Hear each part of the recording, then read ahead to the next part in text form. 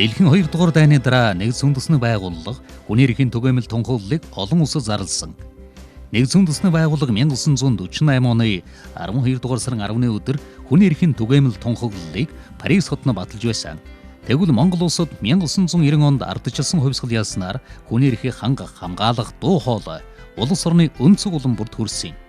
Ингээд Монгол улс Вена хотноо 1993-нд болсон нэгдсэн үндэсний байгууллагын хүний эрхийн дэлхийд дахины баг хуралд оролцож үүрэг хүлээсэн билээ. 1990 оны сүүлээр улс төрийн хүрээнд хуулигдох байгууллагын хүрээнд хүний эрхийн үндэсний байгууллагыг байгуулах талаар нэлээд өргөн хэмжээнд ярьж байсан юм байна лээ. Мөн гаднаас шинжээж урьж хэрүүлж хүний эрхийн үндэсний комиссийг байгуулвал яаж байгуулдгийг байгуулахын тулд ямар бэлтгэл ажил хийх талаар зөвлөгөө чиглэл авчсан байдгийн. Ингээд 2000 оны сүүлээр хүний эрхийн үндэсний комиссийн тухай хуулийг улсын их хурл баталсан байдаг. Урд урдуудын баталжсэн 4 удаагийн үндсэн хуулийн дээр хүний эрх хэрэгчлөөтэй холбоотой бүлэг бол ерөөсөй байхгүйсэн. Манай хуулийн үндсэн хуулинд энэ арслан үндсэн хуулийг 92 оны үндсэн хуулинд яг хүний эрхийг яаж одоо төр хангах хэвтэй, яаж баталгаажуулах хэвтэй, хэн энүүн дээр хариуцах хэвтэй юм гэдгийг маш тодорхой зааж өгсөн байна. 2000 оны 12 дугаар сарын 7-ны өдөр хүний эрхийн үндэсний комиссийн тухай хууль батлагдсан. Ингээд 2001 оны 2 дугаар сарын 2-ны өдөр Монгол улсад Парисын зарчмуудад нийцсэн хүний эрхийн үндэсний байгууллага байгуулагдсан түүхтэй. 2001 онд энэ байгууллагыг байгуулсан нь Монгол улсын түүхэнд шинэ үзэгдэл бит боловч дэлхийн түүхэнд бол аль нэлээд эрт байгуулагдж ирсэн байна. Тухайлбал 1809 онд анх Швед улсад байгуулагдж байсан байна. Хүний эрхийн байгууллага. Тий. Тэгээд дэлхийн 1-р дайн хүртэл хүний эрхийн үндэсний байгууллагуудын хөгжил нэлийн зогсон байдалд ороод 2-р дайнаас хойш нэлийн хөгжлийнхөө бас эрчимтэй шатанд орж хөгжсөн байна. Одоо ингээд дэлхийн улс орнуудад 108 улс магадлан их итгэмжлэлтэй хүний эрхийн үндэсний байгууллагатай болсон байна. Бид аюулгүй байдлын хангахгүйгээр хөгжилд хүрч чадахгүй. Хөгжихгүйгээр аюулгүй байх аргагүй. Харин хүний эрхийг хүндэтгэхгүйгээр бид эдгээрийн аль нэг бий болгож чадахгүй. Бан Ки Мун нэгдсэн үндэсний байгууллагын ерөнхий нарийн бичгийн дарга. Одоогоос 15 жилийн өмнө Монгол улсад хүний эрхийн нөхцөл байдал хүндхэн байсан ч хүний эрх эрхчлөө хамгаалах, хөхүүлэн дэмжих үйлсэд зүтгэхээр тухайн үеийн хүчин чадалдаа ахадсан хариуцлага үүрж анх ажилдаа орж байснаа дурслаа. Хүний эрхийн үндэсний комисс байгуулагдаад анх ч одоо нэг 12 оронтойтой 3 гишүүнтэй нэг 63 сая төгрөгийн төсөвтэй ийм л байгууллагыг байгуулсан шүү дээ. Тэгэхээр мэдээж ийм хүн хүчний ийм нөөцийн хүрээнд төсөв мөнгөний тийм боломжийн хүрээнд ямар ажил хийж болох нь бол ойлгомжтой. Тэгэхээр хүний эрхийн нөхцөл байдал ямар байгаа юм бэ гэдгийг хэл таньж мэдэх шаардлагатай байсан. Хамгийн хэцүү байсан нэг ажил бол хүний ойлголцыг хандлагыг л өөрчлөх ажил байсан. Яа тэгэхээр хүний эрх гэл ингээл ярингуут хүн болоо ерөөсө хязгааргүй эрхтэй мэтэл ажиллаж байсан байхгүй юу? Комисс нь бүрэн эрхийнхээ хүрээнд Монгол улс дахь хүний эрх эрхчлөөний байдлын талаарх илтгэлийг жилвэр улсын хурд өргөн барьдаг. Үүнийг улсын хурд хүлээн авч засан газар болон холбогдох бусад байгууллагуудад хүний эрхийн үндэсний комиссийн зөвлөмжийн дагуу ажиллахыг үүрэг болгодог. Өнгөрсөн хугацаанд 14 удаагийн илтгэл улсын хурд өргөн барьжээ. Зөвхөн нэг удаагийн илтгэл нь бүтэн жилийн турш улс орны өнцөг улам бүрээс авсан мэдээлэл томоохон судалгааны үндсэн дээр гардгийг онцлох нь зүйтэй. 15 жилийн хугацаанд нэг аймаг дээр хамгийн багадаа 3 удаа очсон байна. Хамгийн ихтэй бид нар 14-5 удаа очсон байна. Тэгээ ингээд бодохоор тухайн аймагт одоо бид нар аймгийн төв дээр дандаа ажиллахгүй шүү дээ. Сумуудаар явна, нэрэгдээ төлөөлөлтөй хурал аймаг орон нутагт үйл ажиллагаа явуулж төрийн бүх байгууллагынхантай хамтарчих. Тэгэхээр төрийн бүх байгууллага дээр нэмээд тухайн орон нутагт үйл ажиллагаа явуулж байгаа иргэний нийгмийн байгууллагууд бүгд хамрагдана. Дурдж хэлэх нэг одоо томоохон салбар бол энэ үндэсний аюулгүй байдлыг хамгаалах чиглэлээр бүхий салбарын хууль хяналтын байгууллагууд бол маш их өөрчлөгдөж эхэлсэн. Өнгөрсөн 15 жилийн хугацаанд ажиллахдаа Монгол улсын хүний эрхийн үндэсний комисс хүний эрхийн үндэсний байгууллагуудын олон улсын зохицуулах ороонд А статусаар 3 удаа магадлан итгэмжлэгдсэн байна. Тэгэхээр Монгол Улсын хүний эрхийн үндэсний комисс бол Аз намхан талаан бүстэй нэлээд нэр хүндтэй комисс болсон гэдгийг хэлж чадна. Энэ дэр хэдэн жишээ хэлмээр байна. Анх удаа хүний эрхийн үндэсний байгууллагуудын зохицуулах хорооны товчооны гишүүн болсон. Анх удаа. Энэ бол өндөр нэр хүндийн асуудал. Анх удаа Монгол Улсын хүний эрхийн үндэсний комисс Аз намхан талаан бүсийн орлогч дараагаар 13 оноос дараагаар 15 оноос ажиллаж байна. Энэ зүгээр нэг дарга гэд нэр төрийн ажил биш шүү дээ. Аз намхан талаан бүсийн хүний эрхийн үндэсний байгууллагуудын бодлогыг тодорхойлж хүний эрхийн зохицуулах хороонд олон улсын зохицуулах хороонд нэгдсэн байр суурь илэрхийлдэг ийм байгууллага байхгүй юу? Аз намхан талаан бүсэд Австрали, Шинэ Зеланд, Өмнөд Солонгос гэж яригддаг байсан бол өнөөдөр Монголын комисс энэ дөрвөтэй энэ зэрэгцэн яригдах болсон. Энэ бол том жишээ. Одоо жишээлбэл 700 хүнтэй комисс байна л да. Филиппиний комисс бол тийм хүнтэй комисс байгаа юм. За 200 хүнтэй Солонгосын комисс гэдэг ингээ үзэх юм бол яг хэрэгжүүлсэн үйл ажиллагаа одоо топик сэдвүүд гэж байдаг. Топ сэдв те тэр сэдвийнхаа хүрээнд бол яг бүсийн хэмжээндээ бол Монголын хүний эрхийн комисс бол бас толгой цогтөг 5 комиссийн нэгэнд ордог юм байна. 2015 онд Монгол улс нэгдсэн үндэсний байгууллагын хүний эрхийн зөвлөлийн гишүүн боллоо. Нэгдсэн үндэсний байгууллагын гишүүн 193 улсаас 172 нь манай улсыг дэмжиж хүний эрхийн зөвлөлийн гишүүнээр сонгосон. Монгол улс хүний эрхийг дээдлэх, хамгаалах чиглэлээр тодорхой амжилт олж, туршлага хоримтлуулжээ гэдгийг нотолж, дотоодон төдийгүй бусад улс оронд үлгэр дуурайл болно гэж тухайн улс орнууд хүлээн зөвшөөрсөний илэрлэл юм а гэдгийг мэргэжилтнүүд хэлдэг. Гэхдээ хүний эрхийн зөвлөлд элссэн бол ганц одоо хүний эрхийн зөвлөлийн хүний эрхийн үндэсний комиссийн үйл ажиллагааны үр дүн биш шүү дээ. Энэ бол олон хүний монголчуудын их олон жилийн одоо хүний эрхийн талаар явуулсан бодлогын үр дүн гэж хэлж байгаа юм. Тэгтээ хүний эрхийн зөвлөлд дэлснэ гэдэг бол хариуцлага л хүлээж байгаа. Энэ бол ямар нэгэн шагнал, урамшуулал, үнэлгээ биш. Энэ асар том хариуцлага. Монгол Улсын засгийн газар өөрөө үлгэр жишээ байж вич бусад орны хүний эрхийн асуудлыг авч хэлцдэг энэ байгууллагын бүрээр гэгшүүн байж чаднаа л гэсэн үг шүү дээ. Манай улс хүний эрхийн зөвлөлийн гишүүнээр 2016 оноос 2018 онд ажиллана. Миний хувьд бол хүний эрхийн үндэсний байгууллагыг өнөөдөр ийм хэмжээнд хурц ажиллах ийм институт болж чадна гэж өнөндөө бодоогүй байсан үе. Гэхдээ зэрэг өнөөдөр ингээ харахад бол үнэхээр 15 жил бол хүний эрхийн үндэсний комиссийн хувьд Монгол улсын хувьд ч гэсэн ер нь нэлээд бахархах он жилүүд өнгөрчээ л гэж бодож байгаа. Зөвхөн нэг хүний эрхийг хамгаалах, зөрчигдсөн эрхийг сэргээхийн тулд хэдэн удаач шүүхтэх, хичнээн цаг хугацаа зарцуулах нь тодорхойгүй байдаг. Хууль сахиулах байгууллагууд хүртэл хүний эрхийг зөрчсөн тохиолдолд тэдгээр байгууллагуудын бурууг нотлох нь хамгийн хүнд даваа байдгийг мэргэжилтнүүд хэлдэг. Иргэд өөрсдөө хамгаалж чадахгүй түрээд эцсийн найдвар болгож хүний эрхийн комиссд ханддаг байна. 2002 оны 8 сарын 25-нд миний төрсөн дүү манай гэр бүлийн одоо голомт залах дүү маань одоо гэмт талхад амнаас алдчих. Ингээ энэ хэрэг 12 жил ямар ч ажиллагаагүй дарагдсан байдаг. За энэ асуудлыг би бас сэргийлж шалгуулахаар цагдаа прокурор явсан. 3 шатны прокурор болохоор асуудлыг шийдвэрлэх боломжгүй гэж өөрийн хууль эрх зүйгээ ажиллагаагаа явуулж чадаагүй хүлээн зөвшөөрсөн тийм албан ёсны хариу өгсөн юм. Ингээд би хүний эрхээ аргагүй хандсан. Энд хүний Монгол улсад амьд явах хүний эрх ноцтой зөрчигдлөө.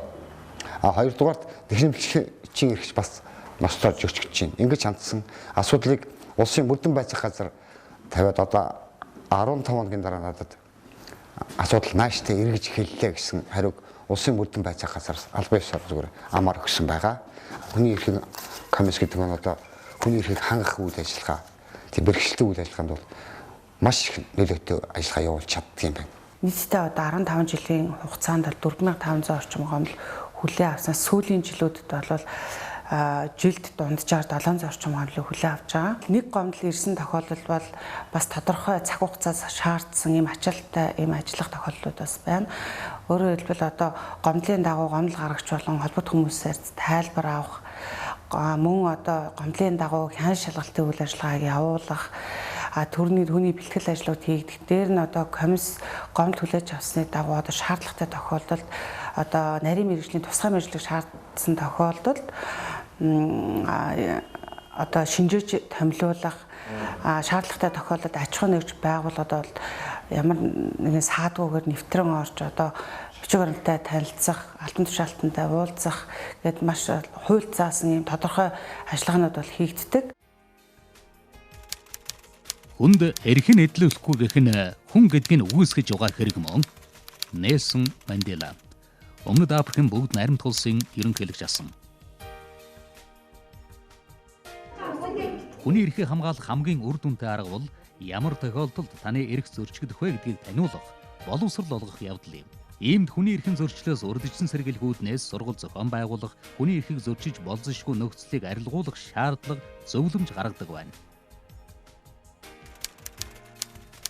Хожимдсон эрх бол үгүйсгэгдсэн эрх гэсэн үг. Мартин Лютер Кинг, Африк Америкчуудын иргэний эрхийн хөдөлгөөний гарамгай удирдагч. Олон жилийн дунджаагаад үзэх юм бол жил дунджаар 1300-аас 1400 хүнд ойролцоогоор нэг 65-70 цагийн сургалтыг 20-30 байгууллагад зохион байгуулсан жишг байдаг. Тоо үзүүлэлтийг аваад үзэх юм бол сүүлийн жилүүдэд бол сургалтанд хамрагдаж байгаа хүмүүсийн тоо бол маш ихээр нэмэгдэж байгаа. Ялангуяа сүүлийн 2 жилд нэмэгдсэн орон нутагт хүний эрхийг хариуцж ажиллаж байгаа ахлах мэргэжилтэнтэй болсны үр дүн гэж тооцох боломжтой байдаг. Нийтдээ бол 200 шаардлага бол аж ахуй нэгж байгууллагад хүний эрхийн зөрчлийг арилгуулахаар хөрвүүлсэн байдаг. За мөн байгуулагдсан цагаас эхлээ яг одоо нарийн тоогоор бол ер нь зөвлөмж бол 204 зөвлөмж гарсан байна 15 жилийн хугацаанд. Нийт одоо 15 жилийн хугацаанд 600 орчим хян шалгалт хийгдсэн 600 орчим объектуудад хян шалгалт хийгдсэн байдаг. Комиссал иргэдэд нийт бол 5000 орчим иргэдэд хууль зүйн зөвлөгөөг, үн төлбөрийн зөвлөгөөг өгч ажилласан байгаа. Хинч намайг зогсоохгүй. Гэрт, сургуульд, өөр хаанч бай. Би боловсрол эзэмшнэ. Малала Юсуфзай. Сурч боловсрох эрх эмэгтэйчүүдийн эрхийн төлөө тэмцэгч. Тухайн орон нутагт амьдарч ажиллаж байгаа, бүр Улаанбаатарт ажиллаж байгаа хэдий боловч комиссийн сургалтын танхимд тэр бүр хурж ирж суралцж чадахгүй байгаа хүмүүс ажлынхаа байран дээр бидний зохион байгуулж байгаа сургалтанд суугаад орон зайн хувьд хамааралгүйгээр заавал нэг танхимд 20-30-удаа цугларахгүйгээр суралцах боломжийг бүрдүүлж байгаа. Нэг үгээр цахим сургалтын талбар бол шинэ үеийн сургалтын орон зайг бий болгож байна гэж харж болж байна гэсэн үг. Монгол улсын хүний эрхийн үндэсний комисс хүний эрх эрхчлөөг орон даяар цаг ямагт хүн бүртгэлсэн уриандор ажилладаг. Энэ үднээс комиссийн гишүүд дэлхийн альч улс, Монгол улсын альч аймаг сумд ажиллаж байсан ч иргэдийн гомдол мэдээллийг шууд хүлээн авах, иргэдч мөн адил орон зай цаг хугацаанаас үл хамаарч комисстэй холбогдох боломж бүрдсэн байна. За хүний эрхийн үндэсний комисс бол ерөн төрийн байгууллагууд дотроо бүтэц бүрэлдэхүүний хувьд маш цомхон ийм байгууллага тооцогддог. Тэгэхээр энэ хэрээрээ манай комиссийн ажилтнуудын ажлын ачаал бол маш өндөр байдаг.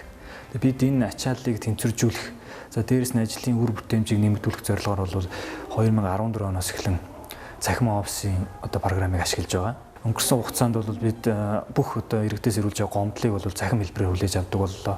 Хин гэдэг ажилтан дээр энэ гомдлыг шалгаж байна. Гомдлын шалгах үйл ажиллагаа аль шатантай байна гэдгийг бол бид энэ захим офисын програмын тусламжтай бол харж шуурхай шийдвэрлэхийн боломж өртсөн. Би эрэгтэйчүүд, эмэгтэйчүүдийн эрхийн талаар юу ч мэдэхгүй. Харин хүний эрхийг л хүлээн зөвшөөрдөг. Сара Гримке, зохиолч, боолчлон эсрэг эмэгтэйчүүдийн эрхийн төлөө тэмцэгч. Хүний эрхийн комиссийнхаа дэргэд 12,000 орчим ном тохимол бүхий номын санг бол ажиллуулж байгаа. Энэ номын санд маань хүний эрхийн үндэсний комиссаас дагнан гаргасан бүтээлүүдээс гадна англи, монгол, герман хэл дээрх хүний эрхийн чиглэлийн олон бүтээлүүд байж байдаг. Ер нь ч дэлхийн бусад орны хүний эрхийн үндэсний байгууллагууд дэргэдээ бас хүний эрхийн чиглэлээр ингээд дагнсан номын сангуудыг бол ажиллуулж байдаг. Энэ номын сангууд маань үйл ажиллагаагаа иргэдэд хүртээмжтэй болох үүднээс ерөнхийдөө цахим хэлбэрт шилжиж байна. Бурхан хүн бүрийн дэргэд байж чадахгүй учраас ээжүүдийг бүтээсэн юм хэмээх үг байдаг. Энэний адилаар хүний эрхийн үндэсний комисс хүн бүрийн эрхийг хамгаалахын тулд хэвлэл мэдээллийн салбар болон иргэний нийгмийн байгууллагуудтай нэгт хамтран ажилладаг байна. Хүн болгонд хамааралтай төрснөөс авахгүйлаад хамгийн өндөр настан хэн байдгийг за хамгийн өндөр албан тушаалд Монгол улсын ерөнхийлөгч байх тэр хүртлэх жирийн иргэнээс авахгүйлаад Монгол улсын ерөнхийлөгч хүртлэх бүх хүний эрх хэрэгчлээний асуудал яригдж байгаа юм. Тэгвэл энэ хүний эрхийн асуудлыг хөхүүлэн дэмжих, хамгаалах, зөрчигдсөн тохиолдолд түүнийг тодруулаад, нягтлаад, шалгаад зөрчлийг арилгуулах арга хэмжээ авахулна гэдэг бол одоо хэдхэн хүний хийдэг ажил биш.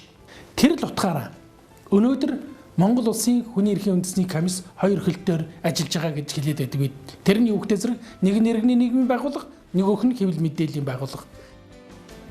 Хүний эрхийн үндэсний комиссийн дэргэдэг орон тооны бус зөвлөлд хүүхэд эмэгтэйчүүд, эрэгтэйчүүд, залуучууд, ахмад, шашин, бэлгийн цонх, сэтгүүлчид, үйлдвэрчин, хөгжлийн бэрхшээлтэй иргэд үндэсний цөөнхийн гээд нийгмийн бүх хэсгийг төлөөсөн байгууллагууд бий.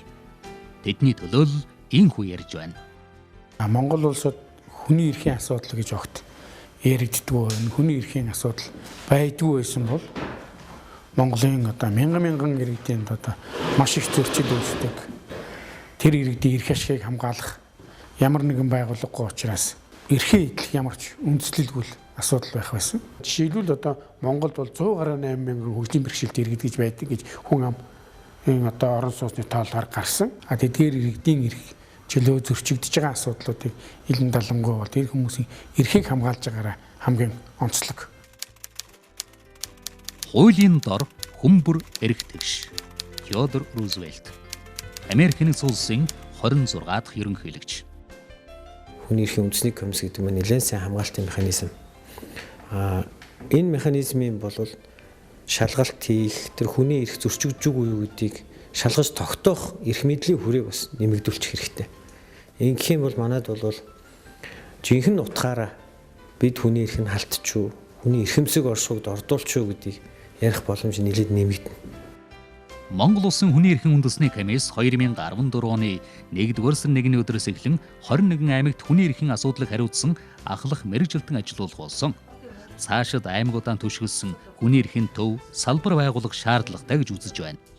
Монгол улсын хувьд ийм өргөн дэлгэр нутагтай хүн ам нь нэлээд тархай оршин амьдардаг ийм орны хувьд хүний эрхийн үндэсний байгууллага тэдгээр иргэд олон нийт байгууллагадаа хүрч ажиллахад илүү олон боломж чадварыг нэмэгдүүлэх олж авах шаардлагатай байгаа.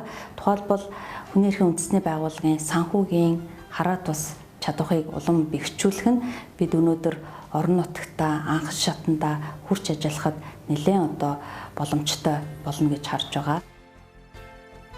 Хүмбэрт үйлчлэхгүй байгаа хүний эрх бол хүний эрх огтхон ч биш. Волкер Бек. Бундестаг дахь Германы ногоо намын гишүүн. Хүний эрхийн үндэсний комиссийн хүчин чадлыг нэмэгдүүлэх, хүний эрхийг хангахад чиглэсэн хууль тогтоомжуудыг батлах, олон улсын гэрээ конвенцэд нэгдэн орох гээд бүхий л алхам хандлагаас эхэлдэг. Хамгийн хүчтэй зүйл бол хүний эрхээ суурилсан хандлага юм.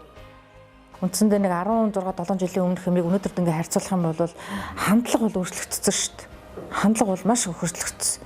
Иргэд ч гэсэндээ энийг бол анзаарч байгаа. Одоо учиргүй ингээл хүнийг дарамтлал эсвэл заналт хийлэл ямар нэгэн байдлаар өөрт ашигтай мэдээлэл авах гал нөгөө бол захин гэрээ конвенцийг зөрчлөг ийм хандлага бол одоо хуулийн байгууллагуудын 100-ны бараг 80% нь байхгүй болсон гэж хэлнэ. Ихэмсэг зан, харилцааны соёлгүй байдал, бусдыг дээрлэгсэн, эрх мэдлээрээ далайлгсан энэ байдал чинь иргэдийг, хүмүүсийг гомдоож байна.